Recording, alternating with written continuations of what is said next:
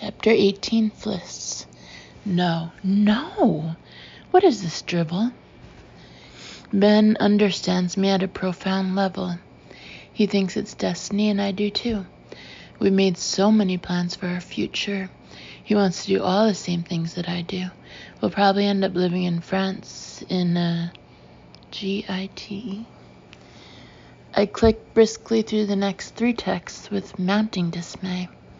Amazing atmosphere and white curtains next to the sea. And, okay, it didn't work out, but that's not important. We weren't touching, but I could feel him. It's like a psychic connection. You know what I mean. Happiest I've ever been. They haven't shagged, yet she's the happiest she's ever been. Well, if I was trying to drive them apart, I've squarely failed. I've driven them together instead. Good work, Fliss. Marvelous. Everything okay, says Lorcan, observing my expression. Everything's dandy. I almost snarl back and flip viciously through the leather-bound cocktail menu. My spirits have not exactly been high since the touchdown in Sofia. Now they're plummeting to rock bottom. Everything has backfired, and I'm bone-weary, and my minibar was lacking tonic water, and now I'm surrounded by Bulgarian prostitutes. Okay, they may not all be Bulgarian prostitutes, I allow, as I do another sweep of the hotel rooftop bar. Some may be Bulgarian glamour models, some may even be business types. The light in here is dim, but it's glinting off all the diamonds and teeth and Louis Vuitton buckles on show. Hardly the most understated place, the City Heights. Although, to their credit, they knew my name, and I didn't even need to ask for an upgrade. I'm in the most bling suite I've stayed in for a while, complete with 2 massive bedrooms, a sitting room with cinema screen, and a vast mirrored Art Deco-style bathroom. I may be compelled to show it off to Lorcan later on. I feel an anticipatory squeeze inside. Not quite sure where things are with Lorcan and me. Maybe after a few drinks I'll find out. This bar is fairly bling too, with glass floor-to-ceiling windows and a narrow wraparound swimming pool tiled in black, which all the beautiful people / glamour models / business types are regarding with disdain, unlike Noah, who is hopping up and down, demanding to be allowed in. Your swimsuit is all packed away, I say for the 5th time. Let him swim in his underpants, says Lorcan. Why not? Yes, crows Noah, enchanted by this idea. Underpants! He's jumping up and down, totally hyper after the flight. Maybe a swim is a good idea after all. Okay, I relent. You can go in your underpants, but quietly. Don't splash anyone. Eagerly, Noah starts to strip off, discarding his clothes with abandon. Look after my wallet, please, he says with grown-up precision, and hands me the airline wallet he was given on the flight. I want some credit cards to go in it, he adds. You're not quite old enough for credit cards, I say, folding up his trousers and putting them neatly on a velvet upholstered banquette. Here's one, says Lorcan, and hands him a Starbucks card. Expired, he adds to me. Cool, says Noah in delight, and carefully slots it into his wallet. I want it to be full like Daddy's. I'm about to make a barbed comment about Daddy's bulging wallet, but rein myself back just in time. That would be bitter, and I'm not doing bitter. I'm doing sweetness and light. Daddy works hard for his money, I say in sugary tones. We should be proud of him, Noah. Geronimo! Noah is running up to the pool. A moment later, he lands in a bomb with the most almighty splash. Water showers onto a nearby blonde in a mini dress, who recoils in horror and brushes the drops off her legs. So sorry, I call over cheerfully. Occupational hazard of drinking next to a swimming pool. Noah has begun his extremely splashy version of the front crawl and is drawing looks of consternation from beautiful people and beautiful waitstaff alike. What's the betting that Noah is the first person ever to swim in this pool, says Lorcan in amusement. As we're watching, Richard enters the bar along with a group of travelers I recognize from the plane. He looks wearier than he did earlier on, and I feel a twinge of sympathy for him. Hi, he greets us and sinks onto the banquette. Heard from Lottie again? Yes, and the good news is they still haven't got it together, I say to cheer him up. Still? Lorcan sets down his glass with an incredulous crash. What is wrong with them? Allergic mishap, I shrug carelessly. They used peanut oil or something on Lottie, and she swelled up. Peanut oil? Richard looks up suddenly, concerned. Well, is she okay? Did they call a doctor? I think she's fine, really. Because those reactions can be dangerous. Why did they use peanut oil, for gosh sakes? Didn't she warn them? I don't know, I say evasively. What's that? I add to change the subject and nod at the piece of paper Richard is holding. It's nothing, says Richard protectively, as Noah bounds up wrapped in a chic black towel. Nothing much. It must be something. Well, okay. Richard looks fiercely from Lorcan to me, as though daring us to laugh. I've started a poem in French for Lottie. Good for you, I say encouragingly. Can I have a look? It's a work in progress. Grudgingly, he hands over the paper, and I shake it out, clearing my throat. French, French, French, Lottie, French, French. I hesitate, not sure what to say. What? It's a start. I love you, Lottie, more than as Lottie, Lorcan translates incredulously. Seriously? Lottie's a difficult rhyme, Richard says defensively. You try. You could have used potty, suggests Noah. I love you, Lottie, sitting on the potty. Thanks, Noah, says Richard grouchily. Appreciate it. It's very good, I say hastily. Anyway, it's a thought that counts. Richard grabs the paper back from me and reaches for the bar menu. On the front it reads Delectable Bulgarian Specialties, and inside are lists of bar snacks and light meals. It's a good idea. Have something to eat, I say soothingly. You'll feel better. Richard gives the menu a cursory glance, then flags down a waitress who approaches with a smile. Sir, can I help? I have some questions about your delectable Bulgarian specialties, he says with an uncompromising stare. The tricolore salad, is that a Bulgarian specialty? Sir, the girl's smile widens. I will check. And the chicken korma, is that a Bulgarian specialty? Sir, I will check. The girl is scribbling on her notepad. Richard, I kick him. Stop it. Club sandwich, Richard presses on. Is that a Bulgarian specialty? Sir, curly fries. Which area of Bulgaria do they come from? The girl has stopped braiding now and is gazing at him, perplexed. Stop, I hiss at Richard, then smile up at the girl. Thanks so much. We'll need a couple more minutes. I was just asking, says Richard as she walks away, clarifying. I'm allowed to clarify, aren't I? Just because you can't write French love poetry, there's no need to take it out on an innocent waitress, I say sternly. Anyway, look. Meze platter, that's a Bulgarian specialty. It's Greek and Bulgarian. Like you know all about it. He looks at the menu broodingly, then closes it. Actually, I think I'll turn in. Aren't you going to eat? I'll get room service. See you in the morning. Sleep well, I call after him, and he gives me a gloomy nod over his shoulder. Poor guy, says Lorcan after Richard has disappeared from view. He really loves her. I think so. No one writes a poem like that unless they're so in love that their faculties have become temporarily defective. More than a Zloty, I quote, suddenly getting the giggles. Zloty? Sitting on the potty was better, Lorcan raises his eyebrows. Noah, you may have a future as poet laureate.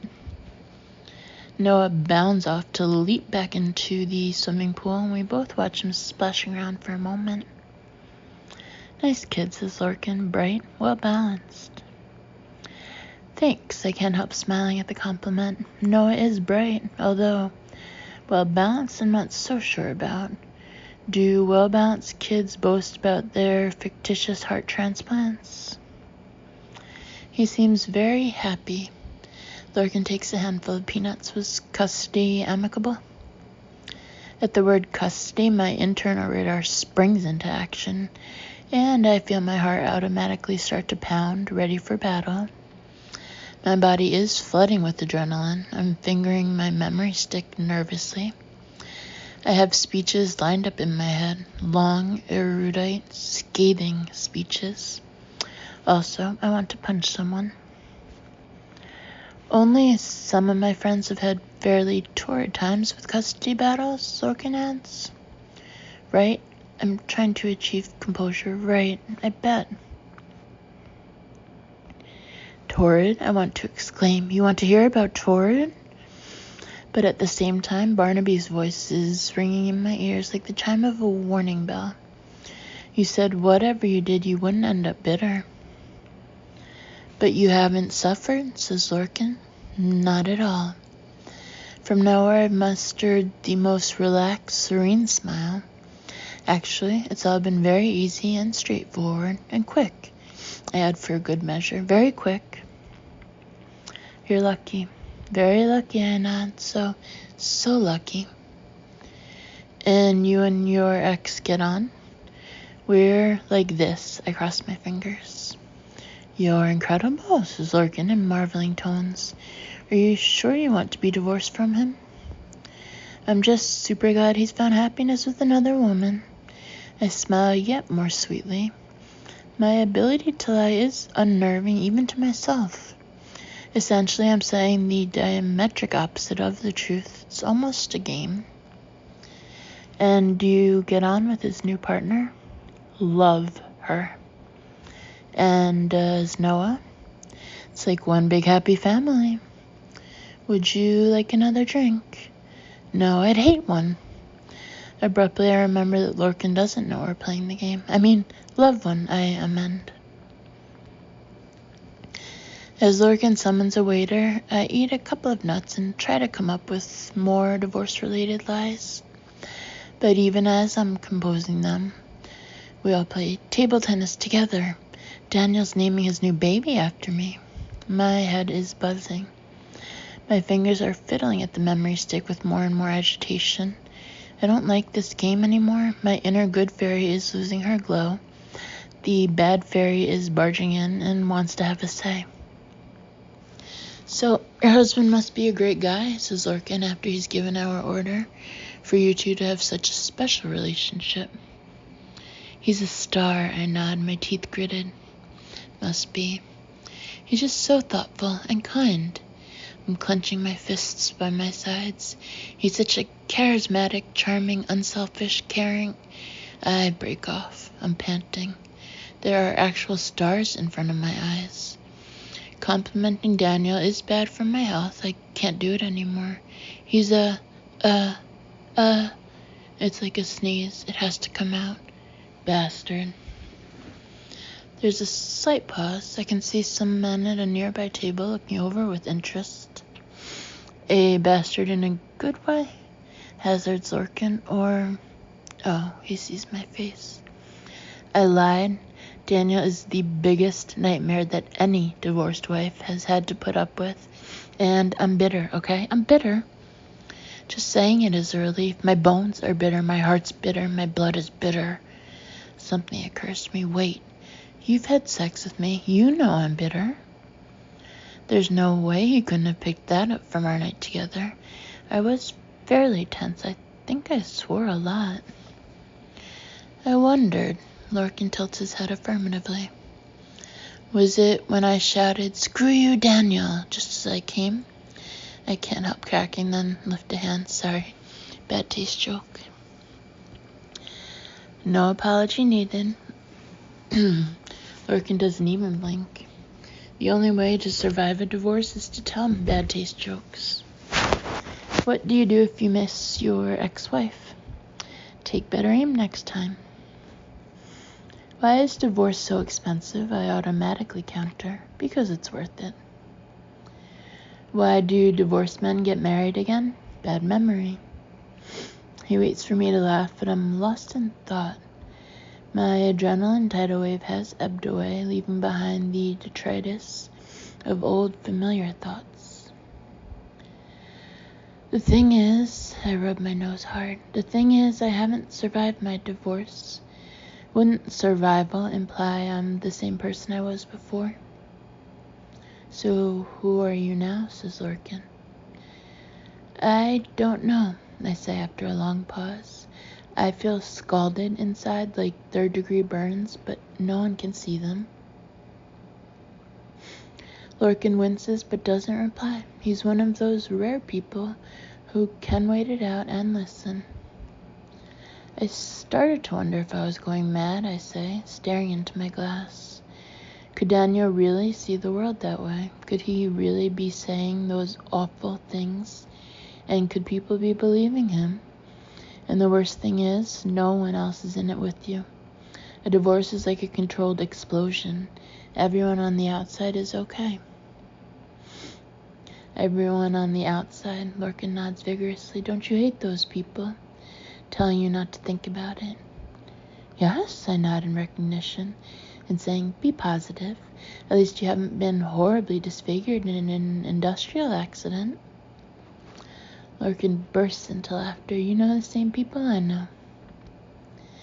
I just wish beyond anything that he was out of my life, I exhaled, resting my forehead briefly in my hands. I wish they could do, I don't know, keyhole surgery for ex-husband removal. Lorcan gives an appreciative smile and I gulp my wine. What about you? It was fairly grim, he nods. There was some nastiness about money, but we didn't have kids, so that made it simpler. You're lucky you didn't have kids. Not really, he replies tonelessly. No, really, you are, I persist. I mean, when you get into custody, it's a whole other... No, really, I'm not. There's an acerbic edge to his voice I haven't heard before. And I suddenly remember I know very little of his private life. We couldn't, he had shortly. I couldn't. And I would say that fact contributed about 80% to our breakup. Make that 100%. He takes a deep gulp of whiskey. I'm so shocked I don't know what to say. In those few words, he's conveyed a background story of such sadness that I feel instantly guilty for having complained about my own plight, because at least I have Noah. I'm sorry, I falter at last. Yes, me too. He gives me a wry, kind smile, and I realize that he can tell I'm feeling guilty. Although, as you say, it would have complicated things more. I didn't mean, I begin, I didn't realize. It's fine, he lifts a hand, it's fine. I recognize his tone, I use it myself. It isn't fine, it just is. I really am sorry, I repeat myself feebly. I know, he nods, thanks. For a while we're silent. Thoughts are spinning around my head, but I don't quite dare to share any of them with him. I don't know him well enough. They might inadvertently hurt him. At last I retreat to the safe, once-removed territory of Lottie and Ben. The thing is, I exhale, I just want to save my sister from the same kind of hurt that we've both experienced. That's all. That's why I'm here. Can I make a small point, says Lorcan. His mouth twitches with humor, and I can tell he wants to lighten the mood. You haven't even met Ben. I don't need to, I retort. What you don't realize is there's a history to this. Every time Lottie breaks up with someone, she makes some stupid, rash, insane gesture that she then has to undo. I call them her unfortunate choices. Unfortunate choices. I like it. Lorcan raises an eyebrow. So you think Ben is her unfortunate choice? Well, don't you? I mean, really. Getting hitched after 5 minutes, planning to live in a GITE? I don't know what that word is. A GITE? Lorcan looks surprised. Who said that? Lottie, she's full of it. They're going to have goats and chickens, and we all have to visit them and eat baguettes. This doesn't sound like Ben at all, says Lorcan. Chickens? Are you sure? Precisely. Sounds like some ridiculous pipe dream. And it'll crumble to bits, and she'll end up divorced and bitter and just like me. Too late, I realize I'm almost shouting. The men at the next table are looking at me again. Just like me, I repeat more quietly. And that would be a disaster. You do yourself a disservice, says Lorcan. I think he's trying to be nice, but I'm really not in the mood for flattery. You know what I mean? I lean forward. Would you wish the sheer hell of divorce on someone you cared about? Or would you try to prevent it? So you're going to arrive out of the blue, tell her to get an annulment, and marry Richard. You think she'll listen? I shake my head. It's not like that. I happen to think Richard's great and perfect for Lottie, but I'm not going out there under the banner of Team Richard. Richard will have to be his own team. I'm on team don't mess your life up. Providential for you that they've had such a nightmare of a honeymoon, says Lorcan, raising an eyebrow. There's a brief charged pause in which I wonder whether to tell him about my secret operation, then decide against it. Yes, I say as nonchalantly as I can. Lucky. Noah comes pattering up again, his feet leaving wet marks in the deep gray carpet. He snuggles onto my knee, and at once I feel myself lighten. Noah carries hope round with him like an aura, and whenever I touch him, a little bit of it filters into me. Here, suddenly he's waving at someone, this table. Here we are, a waitress appears, bearing a silver tray, on which is an ice cream sundae. For the brave little soldier, you must be so proud, she adds to me. Oh gosh, not again. I smile back, my expression carefully vague, trying to hide my embarrassment. I have no idea where we're heading with this. It could be heart transplant, it could be bone marrow, it could be new puppy. Training for 3 hours a day, she squeezes Noah's shoulder. I admire your dedication. Your son was telling me about his gymnastics, she adds to me. Thinking of the Olympics 2024, are you? My smile freezes. His gymnastics? Okay, I can't put this off any longer. I'm having the talk right here, right now. Thank you, I manage. Wonderful. Thank you so much.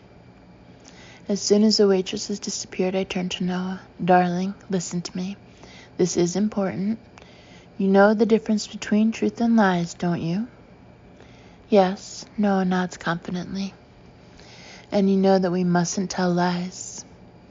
Except to be polite, chimes in Noah, like I do like your dress. This comes from another big talk we had about 2 months ago, after Noah was disastrously honest about his godmother's cooking. Yes, but generally speaking, and what delicious apple pie, Noah warms to his theme, and I'd love some more, but I'm just too full. Yes, okay, but the point is, most of the time we have to be truthful, and not, for example, say that we've had a heart transplant when we haven't. I'm watching Noah closely for a reaction, but he seems unmoved. Darling, you haven't had a heart transplant, have you? I say gently. No, he agrees. But you told the airline staff that you'd had one. Why? Noah thinks for a bit. Because it's interesting. Right. Well, Let's be interesting and truthful, okay? From now on, I want you to tell the truth. Okay, Noah shrugs as though it's neither here nor there. Can I start my sundae now? He picks up his spoon and digs in, sending chocolate flakes everywhere. Nicely done, says Lorcan quietly. I don't know, I sigh. I just don't get it. Why does he say this stuff?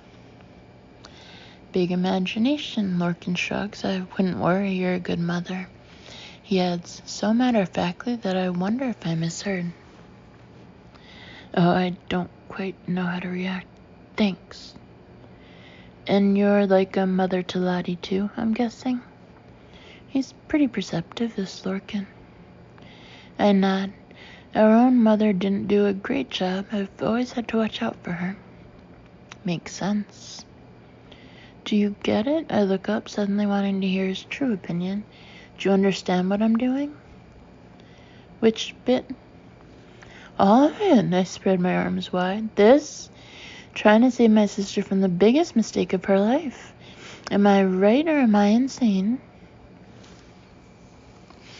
Lorcan is silent for a while. I think you're very loyal and very protective, and I respect you for that. And yes, you're insane. Shut up, I shove him. You asked. He shoves me back, and I feel a tiny electric dart, coupled with the flashback to our night together. It's so graphic that I gasp. Looking at the way Lorcan's mouth is tightening, I think he's remembering exactly the same bit. My skin has started to prickle in a mixture of memory and anticipation. Here we are, the two of us in a hotel, no-brainer. The thing about great sex is it's a gift from God, which should be enjoyed to the max. That's my theory anyway. So, do you have a big suite? Lorcan asks, as though reading my mind. 2 bedrooms, I reply carelessly. 1 for me, 1 for Noah. Ah, lots of space. Ah. His eyes are locked onto mine with a promise of more, and I feel an involuntary shiver. Not that we can run upstairs and rip our clothes off straight away. There is the small matter of my 7-year-old son sitting next to me. Shall we eat, I suggest? Yes, Noah, finishing his ice cream sundae, tunes into the conversation with precision accuracy. I want a burger and chips. An hour later, between the 3 of us, we've eaten 1 club sandwich, 1 burger, 1 bowl of normal fries, 1 bowl of sweet potato fries, 1 platter of shrimp tempura, 3 chocolate brownies, and a basket full of bread. Beside me, Noah is half asleep on the banquette seat. He's had a riotous time, darting around the bar, making friends with all the Bulgarian prostitutes, scoring cokes, and packets of crisps, and even some Bulgarian money, which, to his dismay, I made him give straight back. Now a 6-piece band is playing, and everyone is listening, and the lights are even dimmer than before, and I'm feeling fairly blissful. I've mellowed after my 3 glasses of wine. Lorcan's hand keeps brushing against mine. We have an entire, empty, delicious night ahead of us. I reach over to take the last sweet potato chip from the bowl and glimpse Noah's precious airline wallet on the seat next to him. It's stuffed with what look like credit cards. Where on earth did he get those? Noah, I nudge him awake. Sweetheart, what have you got in your wallet? Credit cards, he said sleepily. I found them. You found credit cards? My blood freezes. Oh gosh. Has he stolen someone's credit cards? I grab the wallet and pull out the cards in consternation. But they're not credit cards after all. They're room keys, says Lorcan as I pull out about 7 at once. The entire wallet is stuffed with electronic room keys. He must have about 20 of them. Noah, I shake him awake again. Darling, where did you get these from?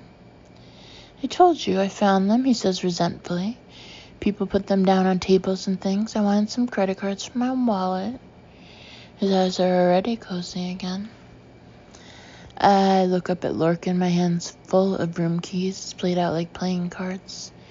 What do I do? I'll have to give them back. They all look the same, observes Lorcan and gives a snort of laughter. Good luck with that. Don't laugh, it's not funny. There'll be a riot when everyone finds out they're locked out of their rooms. I look again at the electronic cards and suddenly snuffle with laughter myself. Just put them back, says Lorcan decisively. But where?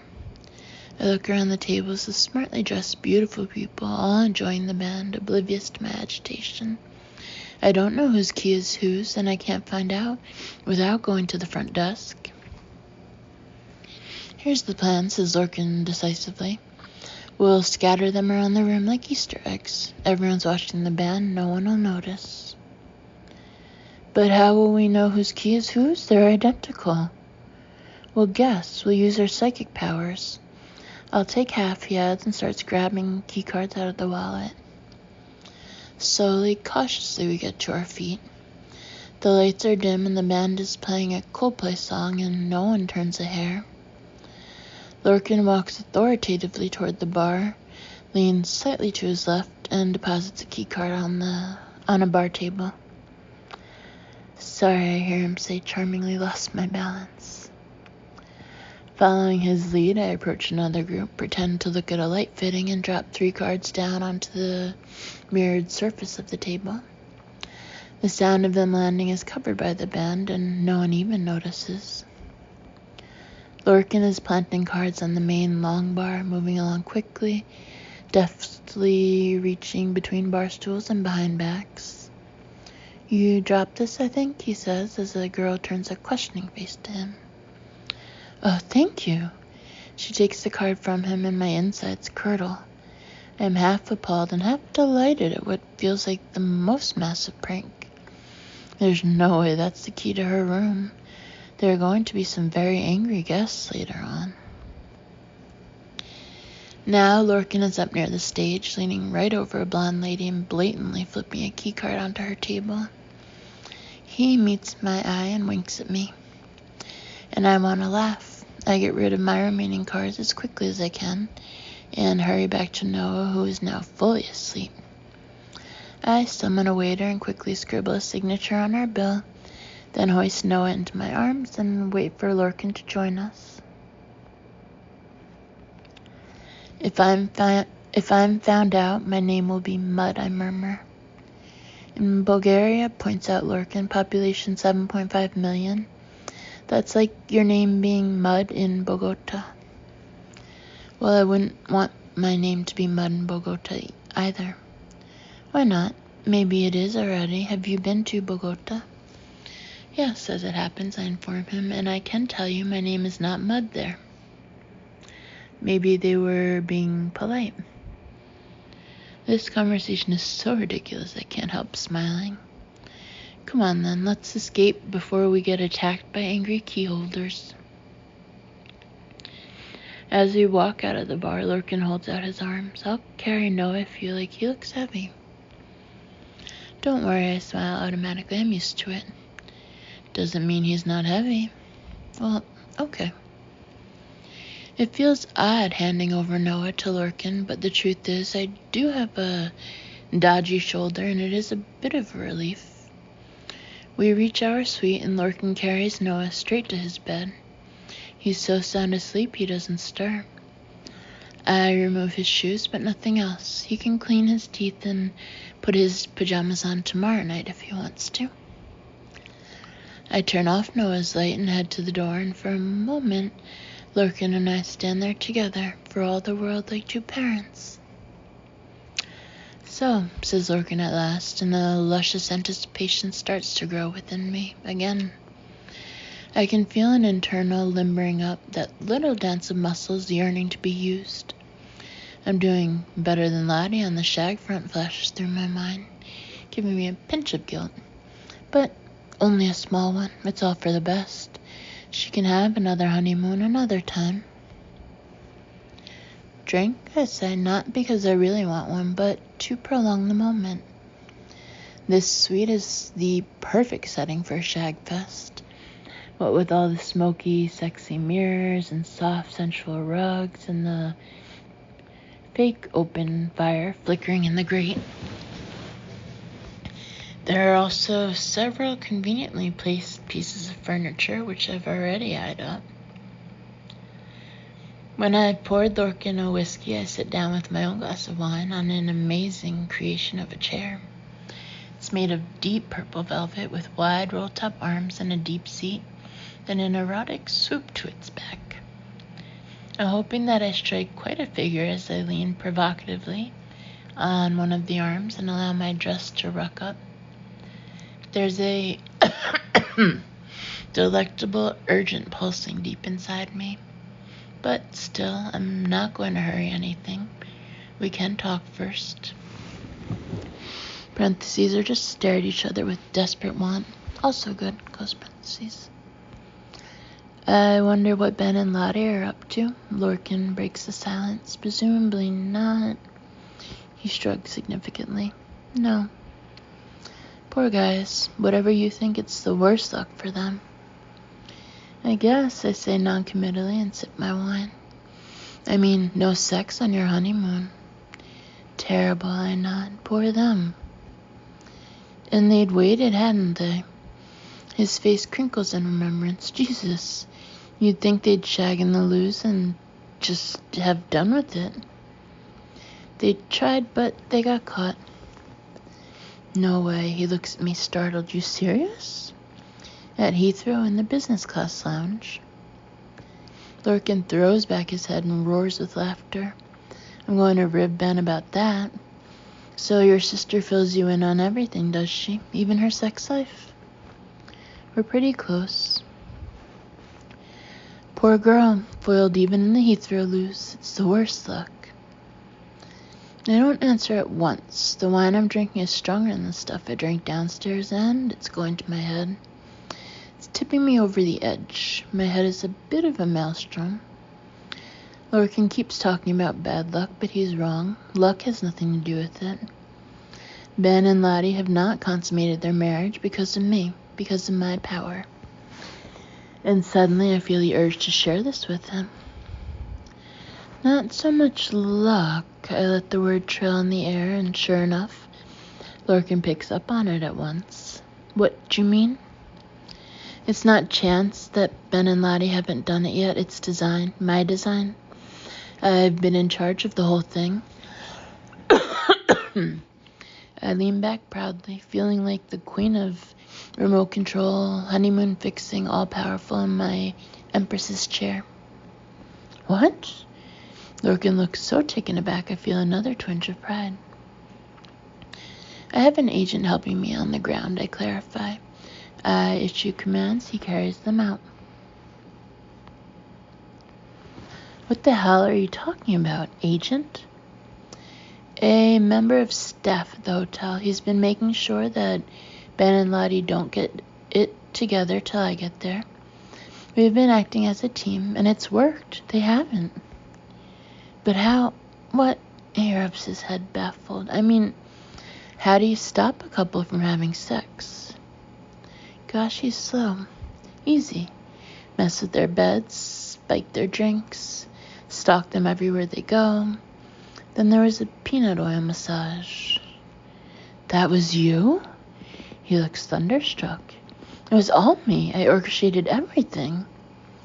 I produce my phone and wave it at him. It's all in here. All the texts, all the instructions. I managed it all. There's a long silence. I'm waiting for him to say how brilliant I am, but he looks stunned. You sabotaged your own sister's honeymoon? There's something about his expression which makes me feel a little uneasy. Also, the word sabotaged. It was the only way. What else was I supposed to do? Something about this conversation is going wrong. I don't like his expression or mine. I know I appear defensive, which is not a good look. You do understand I had to put a stop to it? Once they've consummated it, it'll be too late for an annulment, so I had to do something, and this was the only way. Are you nuts, woman? Are you out of your mind? Lorcan's tone is so forceful I recoil in shock. Of course it wasn't the only way. Well, it was the best way. I jumped my chin out. It was not the best way. By no stretch of the imagination was it the best way. What if she finds out? She won't. She might. Well, I swallow. So what? I had her interest at heart. By having her massaged with peanut oil, what if she'd had an extreme reaction and died? Shut up, I say uncomfortably. She didn't. But you're happy for her to spend a night in pain. She's not in pain. How do you know? Jesus. He rests his head in his hands a moment, then looks up. Again, what if she finds out? You're prepared to lose your relationship with her? Because that's what'll happen. There's silence in the hotel suite, although words still seem to be bouncing off the smoking mirrors, sharp, accusing words. The erotic atmosphere has disintegrated. I can't find the phrases to rebut Lorcan. They're in my brain somewhere, but I'm feeling slow and a little dazed. I thought he would be impressed. I thought he'd understand. I thought... You talk about unfortunate choices, says Lorcan suddenly. Well, what the hell is this? What do you mean? I glower at him. He's not allowed to talk about unfortunate choices. They're my thing. You suffer a painful divorce, so you rush out and decide to save your sister from the same fate by derailing her honeymoon. Sounds like a pretty fucking unfortunate choice to me. I'm almost winded with shock. What? Shut up, I manage in fury. You don't know anything about it. I shouldn't have told you. It's her life. He stares back implacably. Hers. And you're making a big mistake interfering with it, one you may live to regret. Amen, I say sarcastically. Finish the sermon? Lorcan just shakes his head. He finishes his whiskey in a couple of gulps, and I know that's the end. He's going. He walks over to the door, then pauses. His back is tensed, I can tell. I think he feels as awkward as I do. Uncomfortable thoughts are needling me. There's a painful dragging at the pit of my stomach. Feels a bit like guilt, not that I'd ever admit this to him. But there is something I must say, something I must make clear. Just in case you were wondering, I wait till he turns his head. I care about Lottie a great deal. A great deal. My voice gives a treacherous wobble. She's not only my little sister, she's my friend. And I've done all this for her. Lorcan stares at me for a moment, his expression unreadable. I know you think you're acting for the right reasons, he says at last. I know you've had a lot of pain in your life that you want to protect Lottie from, but this is wrong, deeply wrong. And you know it, Fliss, you do, really. His eyes have softened. He feels sorry for me, I suddenly realize. Sorry for me. I can't stand it. Well, good night, I say shortly. Good night, he matches my tone, and leaves the room without a further word.